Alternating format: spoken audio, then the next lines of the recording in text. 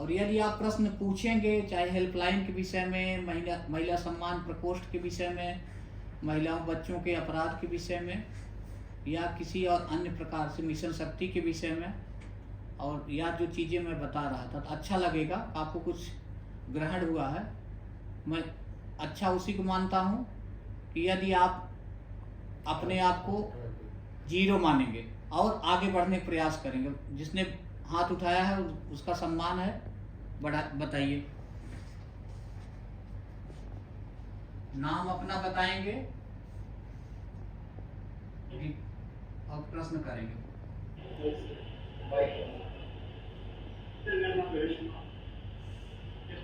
तेज बोलिए, आवाज मैं नहीं सुन पा रहा।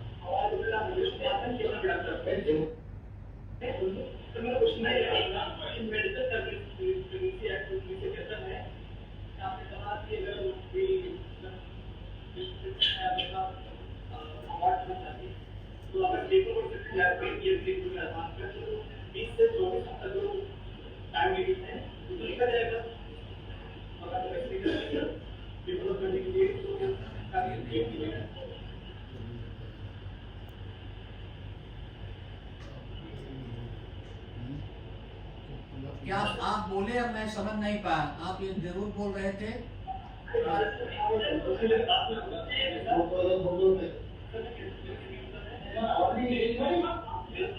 मेरे कहने का मतलब है कि अगर जैसे मेडिकल टेक्नोलॉजी एक्ट है उसको 20 से 24 हफ्ते दिए गए हैं टाइम लिमिट, इसके अंदर आपको बताना होता है। अब ये तुरंत अवार्ड सकते हैं, लेकिन अगर वो पेपर को फिर जाएंगे, आपने कहा कि डीएम को रिपोर्ट भेजना होता है, डीएम वहाँ से एक टीम बनाता है मेडिकल की, उसके आधार पर अवार्ड करते हैं। अगर वो सब करने में समय चला गया, 24 हफ्ते का जो टाइम होता है चला गया, तो उसके बाद क्या कर सकते हैं?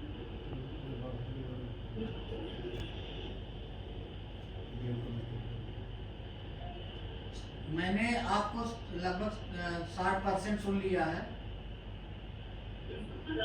जो 40% बातें आपकी नहीं सुन पाया हूँ।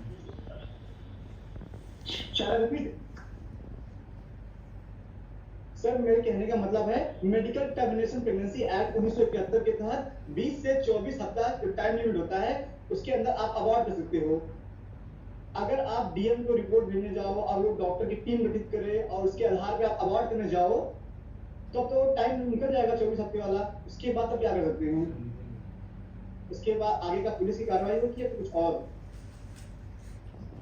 आपका अच्छा प्रश्न है, आपके मन में संदेह था, आपने उठाया, आपका स्वागत है। देखिए, किसी भी चीज़ को जब आपको सूचना मिली है, सूचना मिलने के बाद आपको एक्सपीडियसली इस वर्क को करना है।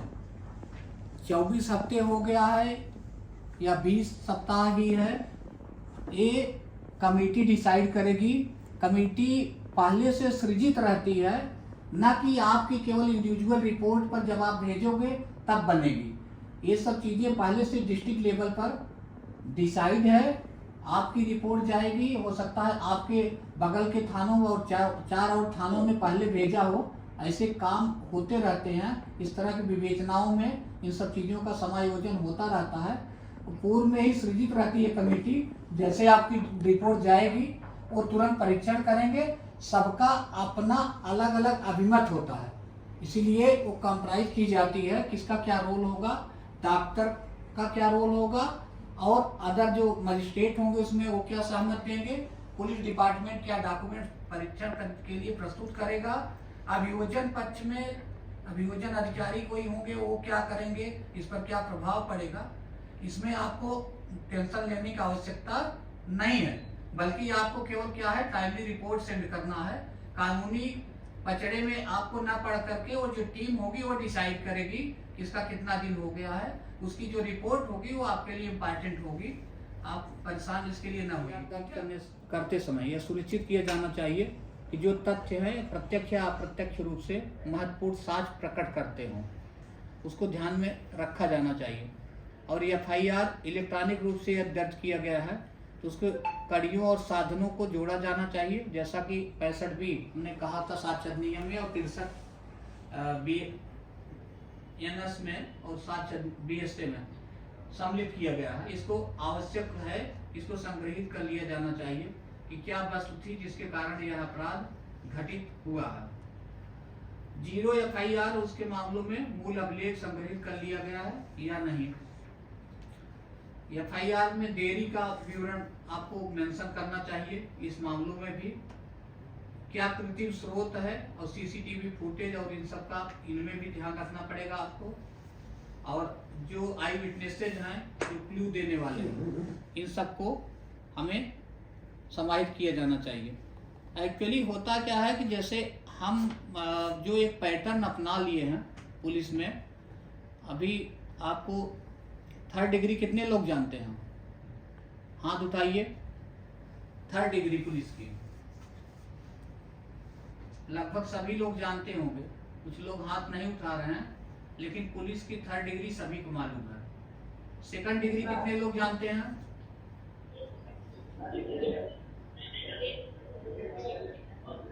Second degree. 1st डिग्री क्या है? कोई बताएगा खड़े होकर? देखिए 3rd डिग्री बहुत लोग जानते हैं। इसी तरह से जैसे 1st डिग्री है collection of evidence with the help of scientific aid, वैज्ञानिक उपकरणों की सहायता से साक्ष्य का संकलन किया जाना, जिस पेज में अब पुलिस आ चुकी है, वो 1st डिग्री है। 2nd डिग्री क्या होती है? इंट्रोगेशन ऑफ एक्यूज, अभियुक्त से जो पूछताछ आप करते हैं सामान्यतया, वो 2nd डिग्री होती है। और 3rd डिग्री सभी जानते हैं कि पुलिस का टार्चर, पुलिस द्वारा जो टार्चर किया जाता है वो 3rd डिग्री है। हमें 3rd डिग्री को बिल्कुल जो है अपने दिमाग से हटा देना है। हमें इंट्रोगेशन करना है एक्यूज का, उसके माध्यम से एविडेंस का, साइंटिफिक एविडेंस का कलेक्शन करना है। जब आपके दिमाग में ये फ्रेमिंग रहेगी तो वास्तव में आप सक्सेस अपने आप में बनेंगे। तो इन चीज़ों को न जानते हुए आप जो है अपने आप को अधेरे में न रखिए, इसलिए 3rd डिग्री आप यूज करिए। इसके बाद भी आवश्यकता पड़ती तभी 2nd degree, 2nd time accuse का इंट्रोगेशन, 3rd टाइम इंट्रोगेशन, लेकिन इंट्रोगेशन में 3rd डिग्री कभी आपको उपयोग में नहीं लाना है। तो हम आपसे बात कर रहे थे, यदि ऐसा बयान जो इलेक्ट्रॉनिक बिल से लिया गया है, इसको जो है आपको प्रमाण पत्र इसका भी आपको प्राप्त करना चाहिए। घटनास्थल जो है उससे रिलेटेड आपको नक्शा बनाना चाहिए और उसको क्लियरली मेंशन किया जाना चाहिए, कितनी डिस्टेंस थी, क्या था और कैसे कैसे आपने चीज़ों को दर्शाया है।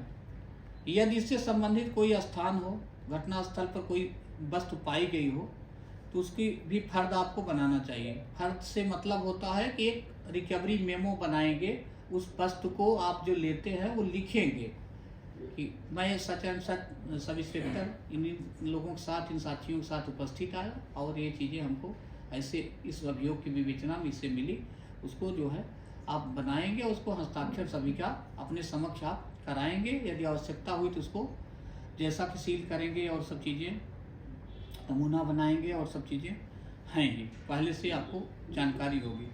आरोप पत्र और उसका जो है एक जो CD बनाएंगे, कोई चीज़ अगर इस तरह से लोक न्यूसेंस से रिलेटेड है तो उसको कोर्ट में प्रस्तुत करने के लिए महत्वपूर्ण साक्ष्य के रूप में होगा। इसलिए आपको हमेशा अलर्टनेस बरतनी है कि आपकी कोई चीज़ भेजी हुई ऐसा न हो कि उसका जो सील भी आपने किया वो टूटा हुआ हो या कोई गलत चीज़ लिखी हो, उसको मुकदमे से संबंधित चीज़ें ही उसमें लिखना है और उसी को आपको कलेक्ट करना है। आपको अगर मुकदमे के परिपोषी साक्ष्य के रूप में नहीं है, अभियोजन को लाभ पहुंचाने वाली स्थिति में नहीं है, तो आपको ध्यान भी रखना है कि ऐसी चीज़ आप ना उसमें सील कर दीजिए कि जो आपके मुकदमे से कोई उसका सरोकार न हो। इस तरह की स्थितियों में आपको अलर्टनेस बरतना है और इलेक्ट्रॉनिक एविडेंस या साइंटिफिक एविडेंस का जो कलेक्शन करेंगे तो महत्वपूर्ण पार्ट होना चाहिए, तभी आप उसको कलेक्ट करिएगा और तभी आप ये FSL में भेजिएगा और परीक्षण कराइएगा। इसके लिए आपको डिस्ट्रिक्ट लेवल पर जो अभियोजन अधिकारी बैठते हैं वो भी आपको ओपिनियन देने के लिए हमेशा तत्पर रहते हैं, लेकिन आपको अपने माध्यम से रिपोर्ट सेंड करके जानकारी करना है, या आपको जितना स्रोत डेवलप कर लेंगे इंफॉर्मेशन का उतना ही आप सक्सेस पुलिस ऑफिसर फील्ड में रहेंगे। वो आपकी अपनी विधा होगी, अपना ज्ञान होगा कि कैसे आप जो है इन सब चीज़ों को करते हैं, क्योंकि आप डिपार्टमेंट में सर्विस के लिए आए हैं और ये सौभाग्यशाली हैं आपकी पुलिस जैसे सब इंस्पेक्टर के रूप में आप नियुक्त हुए हों, और आपका जो पद है ये सबसे महत्वपूर्ण चीज़ आपने ग्रहण किया है, आपके लिए कितना वैल्यूएबल है क्या है, एक फीडबैक कृपया देने कष्ट करें, कोई भी नहीं, महिला अफसर पुरुष अफसर कोई दे सकता है।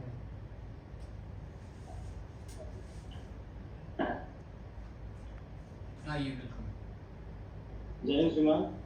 सर मेरा प्रश्न ये है कि सर साइबर सेल को ज्वाइन करने के लिए सर हड़तालें क्या क्या होती हैं, और सर दूसरा प्रश्न ये है कि जो साइबर सिक्योरिटी और हैकिंग के लिए जो मेंबर्स नियुक्त किए जाते हैं वो संविदा पर लिए जाते हैं या विभाग से ही लिए जाते हैं? ठीक है, थैंक यू। एक्चुअली आपका जो प्रश्न है साइबर क्राइम को लेकर है, और मैंने फर्स्टली ही बताया था कि हम साइबर बुलिंग का केस देखते हैं, न कि साइबर क्राइम का।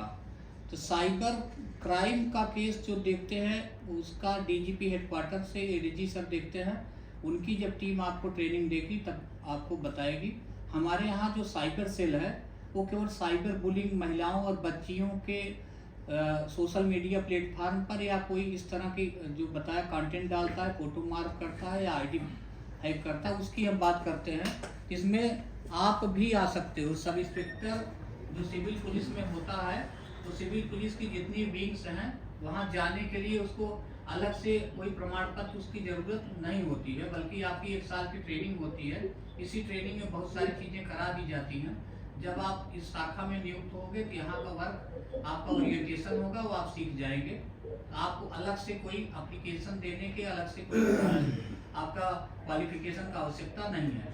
ठीक है सर, आज का सर फीडबैक के तौर पर मैं कहना चाहूँगा कि सर सेशन बहुत इंटरेक्टिव था।